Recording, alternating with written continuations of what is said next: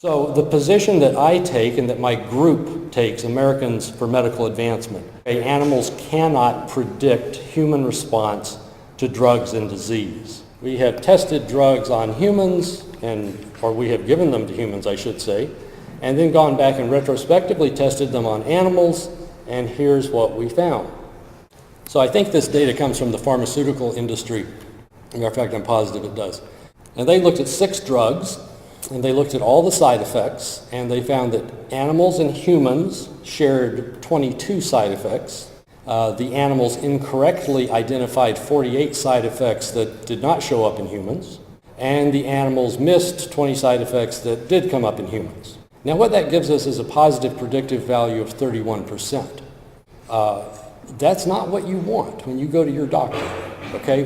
When you go to your doctor, what you want is a test that has a positive predictive value in the 0.9 range, okay? Either a positive predictive value of 0.9 or a negative predictive value of 0.9.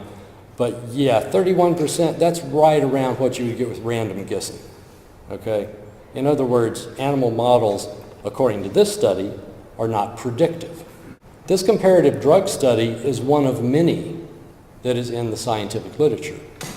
And all of them have a sensitivity and positive predictive value in the same range as the one you see on the screen.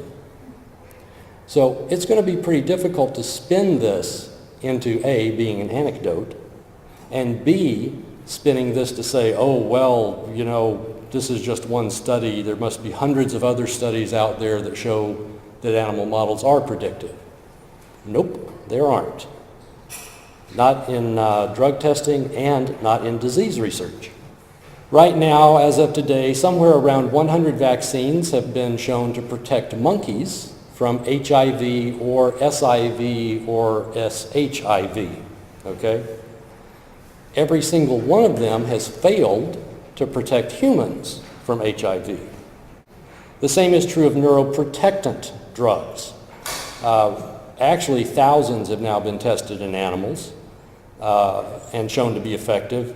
0 have been effective in humans. You guys are familiar with these posters of these monkeys that have their heads in these contraptions and there's bolts and stuff. A lot of that is brain mapping studies, and most of the people who do those studies say in their grant application, we're trying to cure babies of blindness. Well, okay, you could equally claim that you're trying to cure the world's energy crisis, because you have about as much evidence that the brain mapping in monkeys is going to cure babies of blindness as you do that the brain studies are going to solve the energy crisis or the homelessness problem or whatever.